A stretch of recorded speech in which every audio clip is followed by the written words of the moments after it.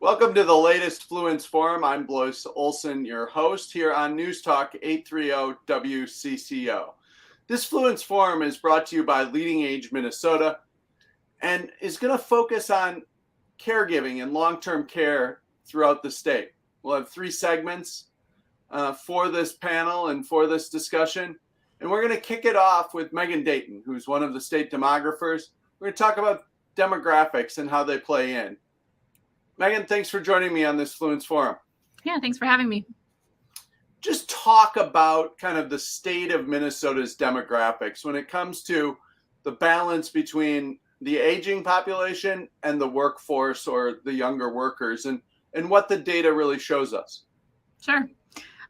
Like a lot of other states across the United States and places across the world, Minnesota has been for some time experiencing an increase in its aging population. So we've been getting older as a state.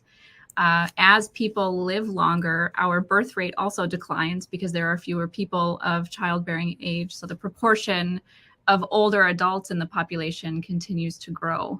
And this demographic shift has been and will continue to present various challenges for us as Minnesotans, including the need for more healthcare services, long-term care, and support for older adults in their daily lives.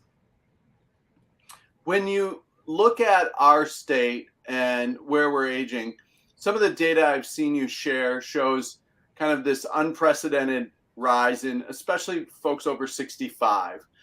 I keep saying that we knew this was coming, but that some of the dynamics of the pandemic and people changing jobs and the economy have maybe, expedited some of the shifts. Where do we stand in where older Minnesotans are living and where workers are living? Is there a mismatch there? Not quite yet. We can see that older Minnesotans are choosing to retire in places like Greater Minnesota.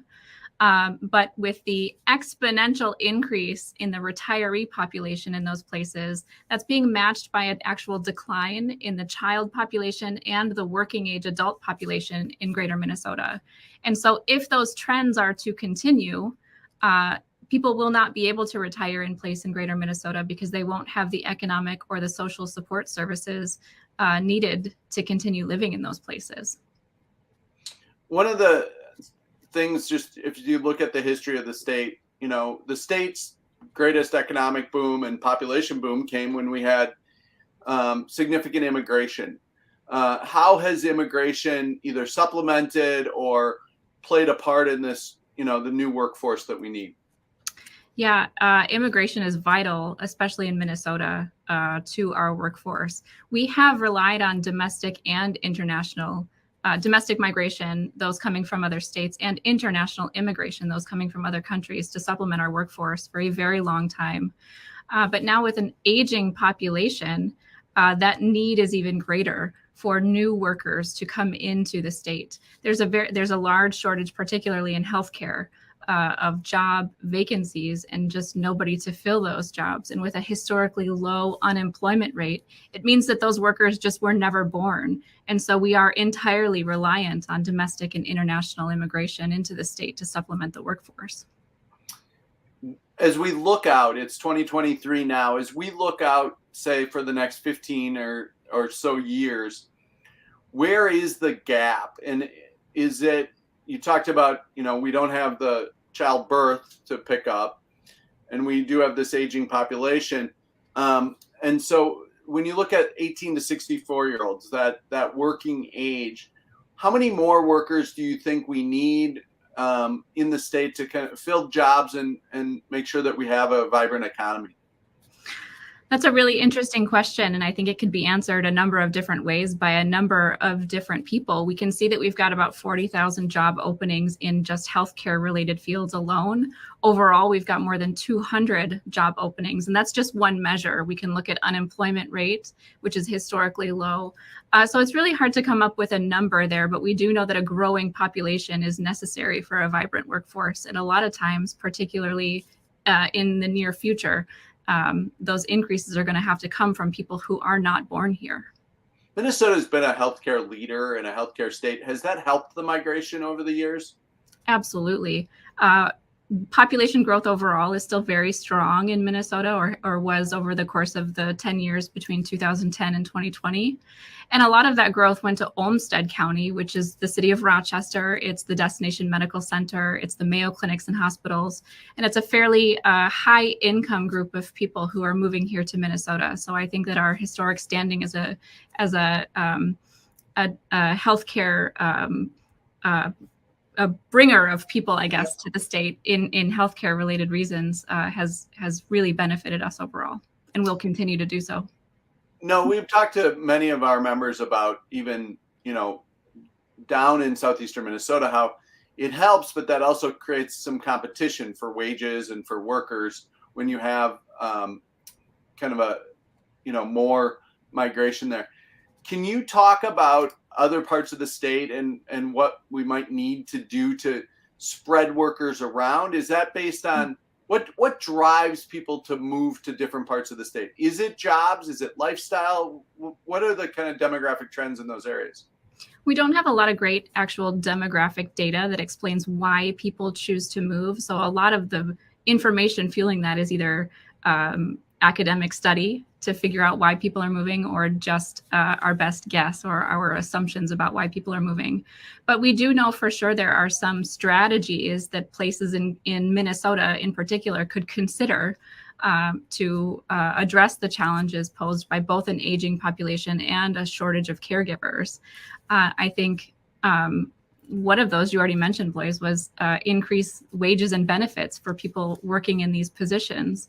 Offering competitive wages and benefits for caregivers is an attractive career option and can trigger the willingness in a potential employee to move locations. We don't really know how far, right? But it could trigger their decision to move for that economic opportunity. Providing training and education, right, for kids as they're entering the later years of their primary education can be a great way to get folks into that field and create a more skilled workforce related to healthcare. I really like how the conversation lately has focused around community-based care, or implementing strategies that can support services within the community that can help alleviate the burden on some of our more traditional institutional care facilities, and improving older adults' quality of life. And with that, I think, is the encouragement of intergenerational programs, which I think holds a lot of promise. Interacting between different age groups, children and older adults, for example, can benefit both ends of the spectrum with support for companionship and older adults sharing their wisdom and their experience. Have baby boomers left the workforce faster than we thought they would, or are they holding on and keeping jobs? And does it matter where you are in the state? Baby boomers are sticking around in the workforce longer than their predecessors did. We can see that very clearly over from 2000 to today. Those at the older end of the workforce age spectrum are staying in the labor force longer than they would have if they were a generation previous. And we can see the clear benefits to the workforce overall. We expect about 6,000 additional workers added to our workforce every year for these 5 years that we're in here, 2020 to 2025. And that number is positive because older adults are remaining in the workforce longer than we thought that they would.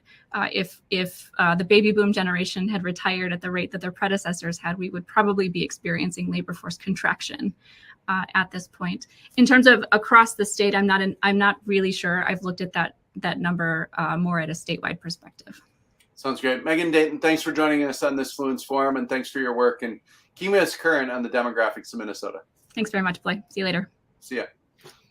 When we return, we're going to have a panel, and we're going to talk about caregiving and what it means to be a caregiver. You're listening to a Fluence Forum on News Talk 830 WCCO on long-term care and the caregiving crisis. I'm Blois Olson. Welcome back to the Fluence Forum. I'm Blois Olson. Joining me now is a panel of caregivers and folks who are caring for our seniors throughout Minnesota. I'm going to kick off this part of the conversation with Carrie Thurlow. She's the president and CEO of LeadingAge Minnesota and a longtime leader and observer care in Minnesota. Thanks for joining me on the Fluence Forum. Yeah, thanks for having me. So obviously, one of the big factors to caregiving is paying caregivers wages. They're also tied up in the state budget. Can you just give an overview of how the state legislature, the budgeting ties back to what you can pay caregivers, what your members can pay caregivers? Yeah, I think what most people, thanks for that question, Blois. I think what most people don't understand is that state lawmakers control the prices that senior care providers charge for the services that they provide, meaning that they have very little inflexibility to raise prices in order to adjust wages. In our state budget process, state lawmakers set the rates for both nursing homes and assisted living providers by setting the reimbursement rates for Medicaid. That is solely up to their discretion. Of course, we pull down federal dollars to match that, but it is entirely up to our budgeting process.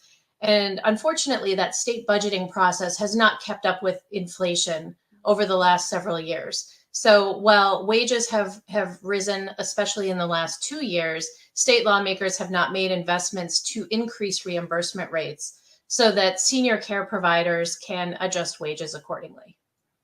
One of the things I want to ask before we get to our caregiver conversation here is, what does this session look like? What's the number that you believe needs to come in to stabilize caregiving? Because as we've had conversations throughout the state, I know that there's people who can't find enough workers to even maximize the number of rooms or beds they have available in their communities across the state. Yeah, it's a very real crisis, and it's statewide. Megan was absolutely right that on one hand, it is absolutely a numbers issue. We don't have enough workers in the state of Minnesota. And so this is going to require a multifaceted effort. When we don't have enough workers in senior care, it means that seniors are going without care. And in just 1 month, 11,000 admissions were denied in Minnesota's assisted living and nursing home settings out of hospitals because our senior care settings did not have the workers to care for those individuals. That meant that individuals were staying in hospitals longer.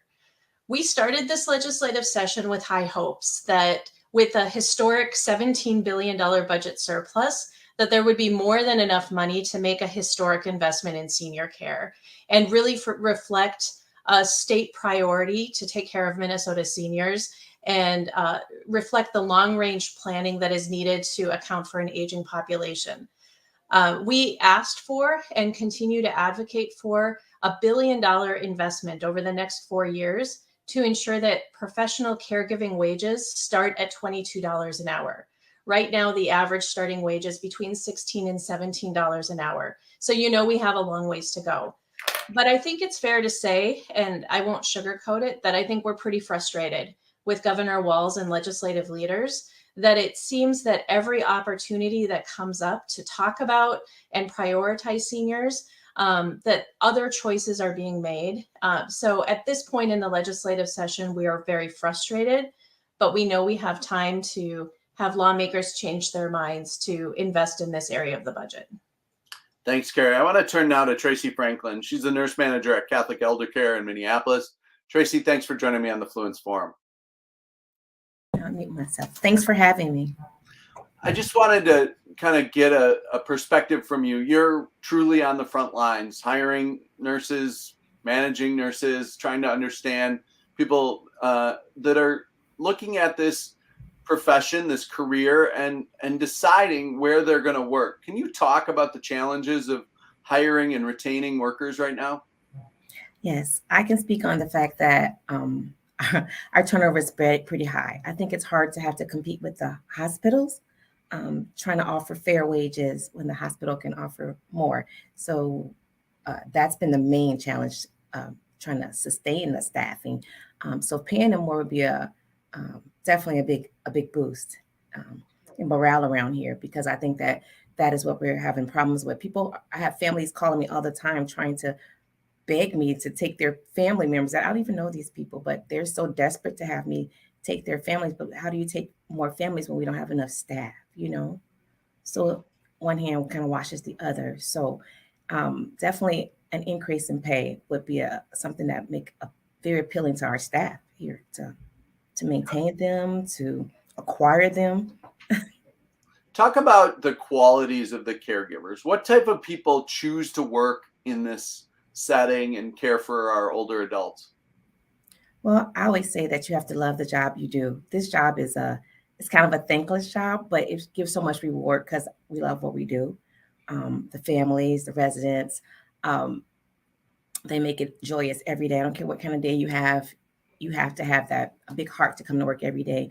All of us, I would say we have long-term staff. Most of us have been here, I would say an average of 15 years or more.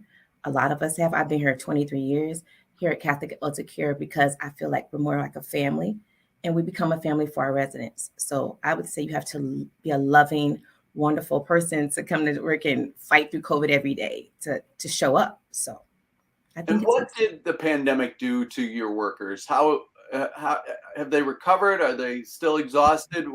What's it like today? Well, currently we're in a COVID outbreak again. So it's ongoing, hasn't went anywhere. So, but I would say it has definitely challenged us to the breaking point. There were days you didn't want to go home to your family. You were scared. You were scared you wouldn't make it through. People got COVID. They thought that was the end. So I think we're still having a little PTSD, but we're fighting through somehow. God takes over. So I think that, I don't know, we're resilient, as I say. We're resilient people. We fight through, keep going, ever forward, I would say. And Tracy, just if you were talking to a legislator or the governor right now, what would you say to them to kind of appeal for them to prioritize long-term care this year? The reality is that we're all getting older. How do you want to be sorry? How would you want to be treated? Would you want to be someone who was taken care and loved because people love their job every day, or people who were forced to do a job because that's all they had to do? I think that we love to do our job. If you don't pay people enough money, basically, to do the job, to afford to live every day, then what kind of care are you going to get? What kind of care would you want to receive as a aging adult, I would say, right? What kind of care would you want?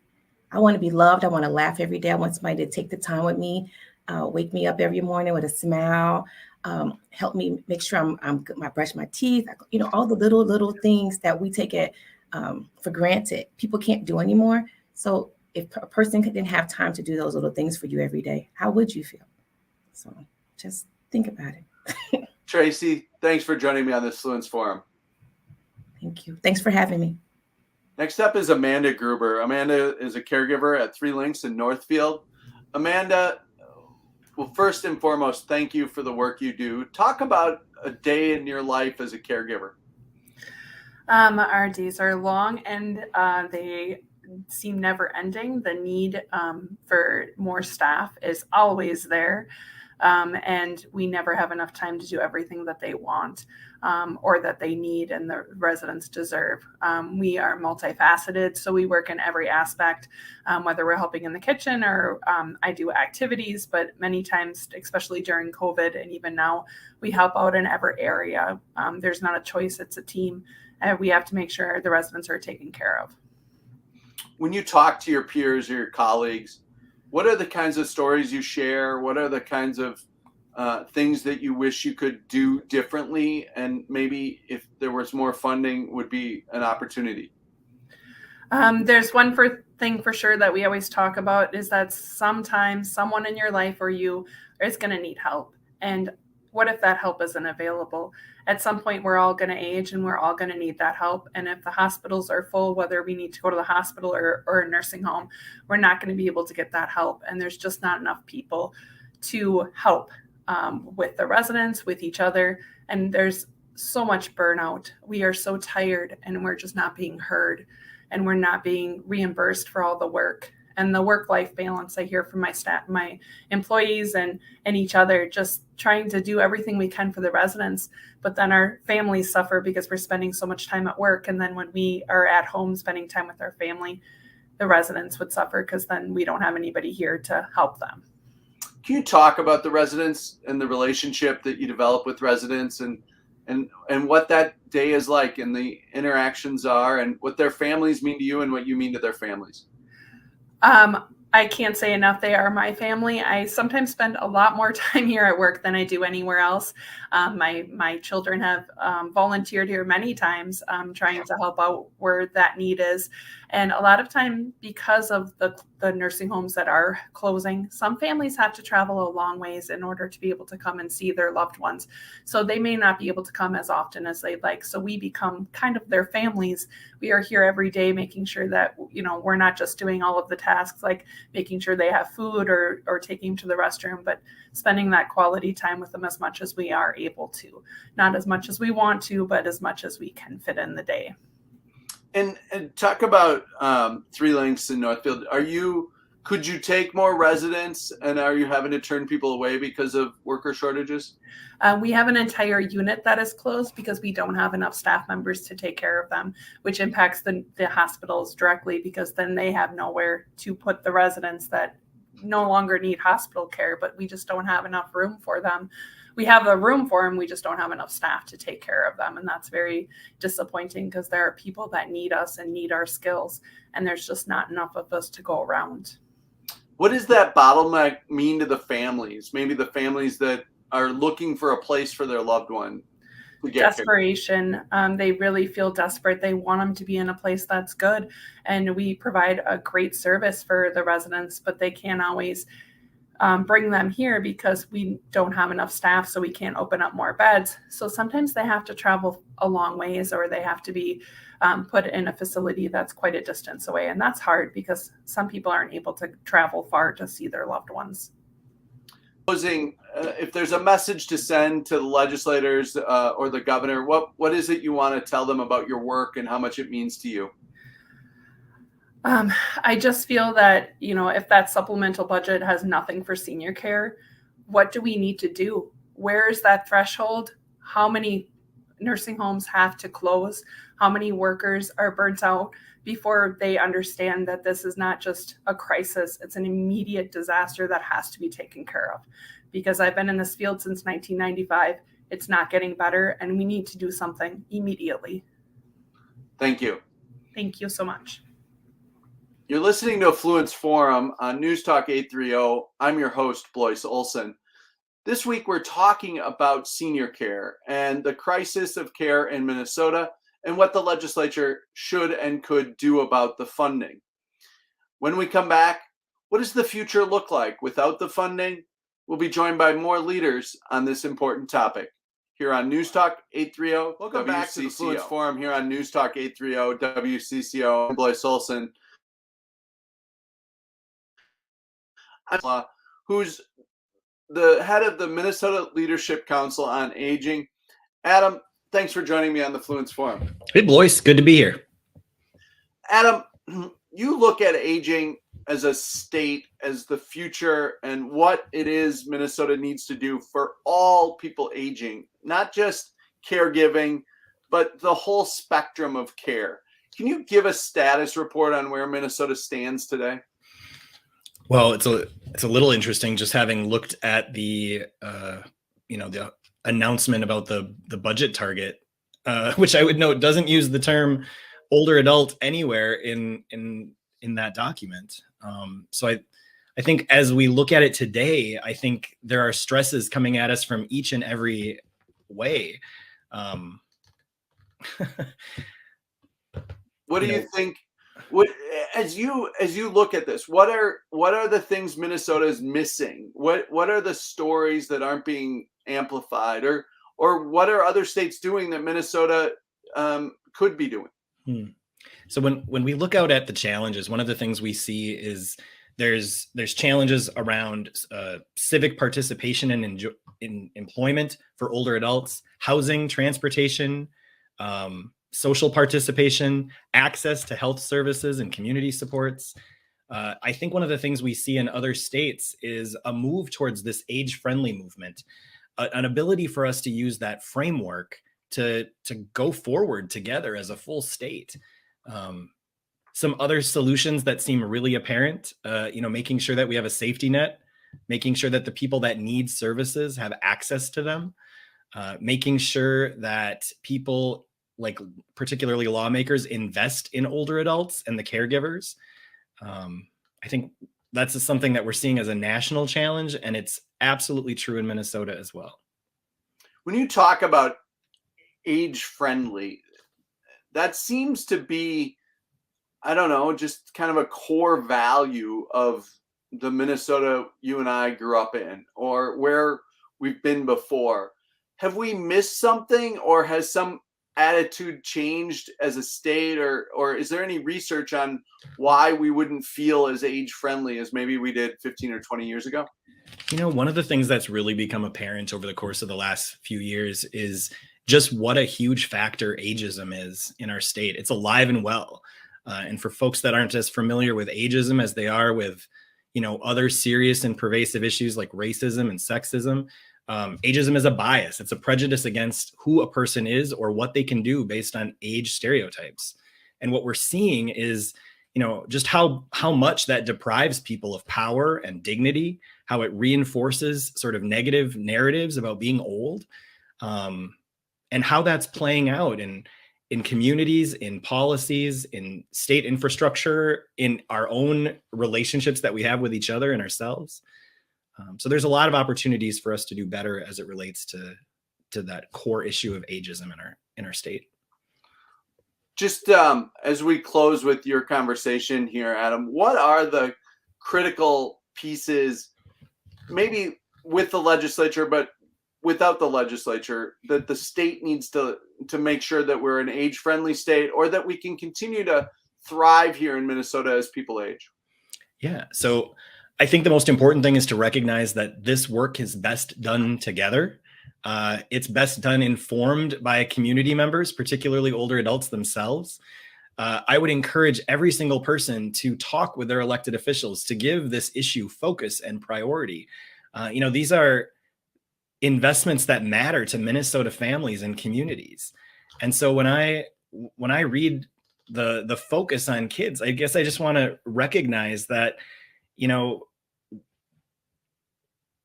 I absolutely care that a child can eat breakfast and lunch at school. I also recognize that 1 out of every 2 older adults is at risk of malnutrition. So I care about the Minnesota Senior Nutrition Program that hasn't seen an increase in 20 years. Wow. And what's important for a family with children can also be good for a family with older adults. A sidewalk cutout at an intersection allows a parent with a stroller and a senior with a walker the same access to living well.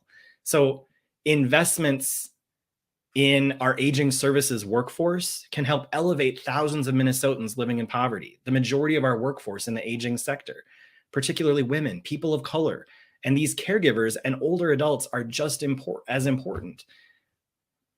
Great. Adam, thanks for joining me. Yeah, thanks, Blois. Next up is Angela Brown. She's the Chief HR Officer at CASIA. Angela, thanks for joining me. My pleasure. Thanks for the invitation. You are in charge of recruiting and finding workers. What are your strategies? What are your opportunities, and how hard is it? No, Blois, it is incredibly difficult. As you go into society today, you encounter drive-thrus that are closed and restaurants that close early and stores that aren't open because they haven't been able to find labor. We don't have that opportunity. We have residents in our building that need services 24 hours a day. So the challenge is very real for us. One of the pervasive issues that we have to deal with is the wage pressure that we encounter. As has been shared earlier today, older adult services providers don't have the same control over the prices that they charge for services that many other businesses do. So the money needs to come from somewhere, and there is a limit to that. So that's one of the challenges that we're encountering as we try and recruit people into this field. One of the things that I know is important is immigration and new immigrants and new workers. Have you found strategies on finding career paths for new immigrants in long-term care? We have. In fact, we have tried to take it a step further and not only work with new immigrants who are currently arriving in Minnesota, but intentionally recruiting nurses and others who live abroad to come to the United States specifically to work for us. So we recruit RNs who live in other countries to come here and work with the visa process. We are also recruiting nurses who are RNs in their country of origin, but don't have the infrastructure in their home country, primarily in Africa, to go through the hoops that it takes to become an RN in the United States. So we are starting to bring those nurses over here to work as nursing assistants and help support them as they pursue their further education to actually get their US license and then hopefully begin working with us as nurses. Talk about what it's like for them to make that commitment, make that move, and how attracted are they to come to America for a job or a career and improve their life and their education? You know, it is very attractive to them. These visas are permanent immigrant visas, which means that this is not just a short time that they are here. It is an opportunity for them to bring their entire immediate family and to live and be able to work and earn a living here in the United States. They are here with us, typically under a 2 or 3 year contract. One of the challenges that we have, though, is retaining those workers once they are here. Because again, if we cannot continue to pay competitive wages, then we lose them to other fields or other types of healthcare systems. Angela Brown, thanks for joining me on this Fluence Forum. My pleasure. Thank you so much.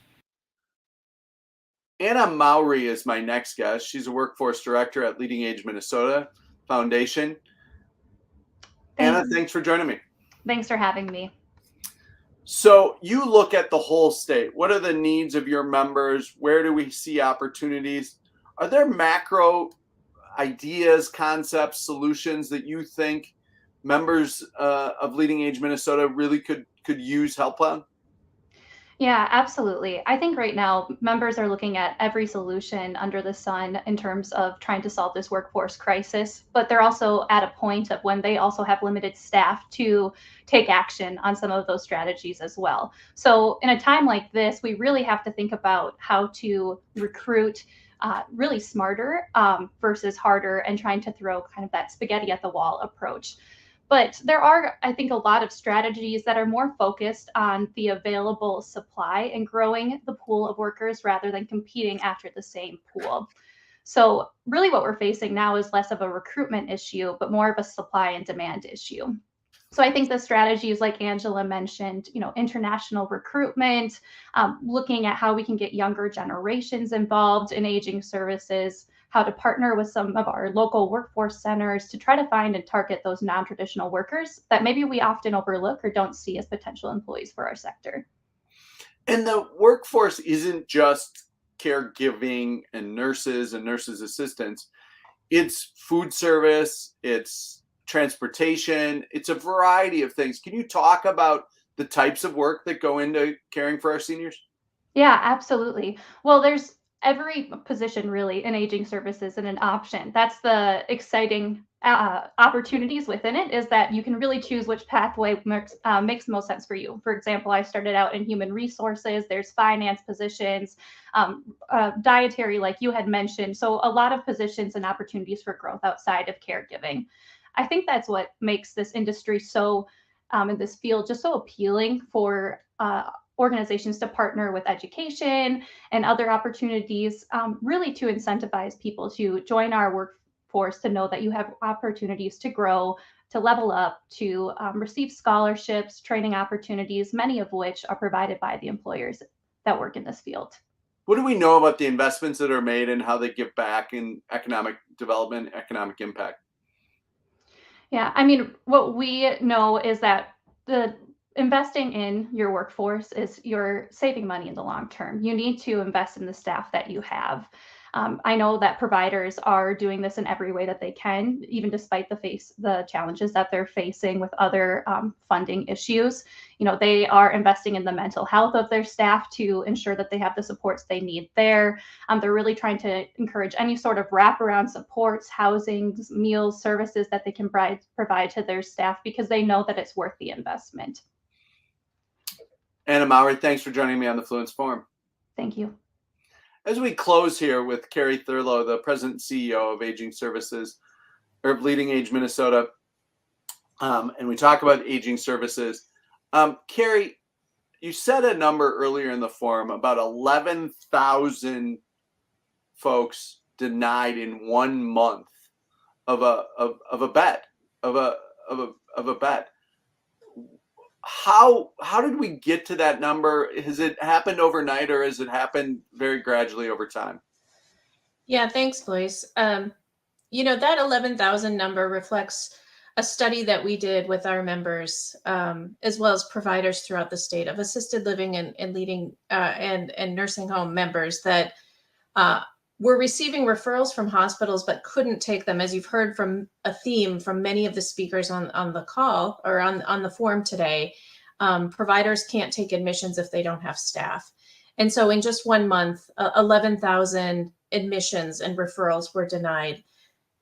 This hasn't happened overnight. This crisis didn't develop overnight, but we've been talking about it for a long time. We knew that this workforce shortage was coming. We saw it coming a long time ago. The demographics pointed us in this direction. But what happened in the year 2021, 2022 is we saw people, the boomers, starting to leave the workforce. Maybe because of the pandemic, it was accelerated a little bit, but we saw boomers leaving the workforce, combined with rapid wage inflation, as we all experienced, that caused us to lose our workforce maybe at a higher rate than we would have anticipated. And it hasn't come back. We have seen month after month after month that it's not coming back. A common story we hear from providers is that their costs related to temporary staff is going through the roof. So their costs are increasing, and we're shifting from permanent, dedicated caregivers caring for loved ones in settings to temporary staff that create sporadic care and other issues as well. So I think we're a little bit upside down on the investment and have to get back to investing in permanent caregiver wages. One of the things I know is a threat and a scary one for much of Minnesota is closing of care centers and nursing homes. And there was an announcement just last week that in northwestern Minnesota, a care center is closing. With that goes jobs. And as our speaker said, that means families have to travel farther. How big is the risk that we're going to have more closures over the coming months? Yeah. We think the risk is very high. When we talk to our members, when we try to estimate it, more often than not, nursing homes fall into one of two categories. They're considering sale or closure, or they're on the brink of that. There really isn't a nursing home would be, by most normal business standards, wildly successful financially right now. Because I think the thing that people have to remember is that when you don't have workers, you can't admit residents. And when you don't have residents, you're not bringing in revenue. And so there is a cycle that occurs that has caused many of our care settings to become very financially vulnerable. They are investing in wages when they can, just to try to keep up. And they're spending reserves or other money that they don't have with the hopes that lawmakers would take action. I think that they were stunned that lawmakers left last legislative session without taking action to address this crisis. And we're fearful that we're facing another potential similar situation this year, which is truly frightening. Many nursing homes tell me they have weeks, maybe months left before they will also be announcing closures. I know you talk to families and other folks in our communities that care about these things. What is it that they should do if they're concerned about education, or they're concerned about it, another issue, but they hadn't heard about this issue? What can they do to raise awareness and make sure their lawmakers hear from them? I think the message is very simple. Contact your legislator. Tell them you care about this issue, and ask them to make funding for senior caregivers a priority in this budget. Again, we estimate that the investment needed right now is about $1 billion to raise wages to starting wages to $22 an hour. That's setting us to our goal of creating family-sustaining wages for professional caregivers everywhere, and is bedrock to solving our workforce crisis in this area. It's not too late to contact lawmakers. We're not even to spring break yet. We know we have a Got it. historic budget. Carrie Thurlow, surplus. thanks for joining me on this Fluence Forum. If you want to learn more, go to leadingagemn.org. You can learn more about caregivers, long-term care, and the need throughout Minnesota. I'm Blois Olson. You've been listening to a Fluence Forum presented by LeadingAge Minnesota. Thank you.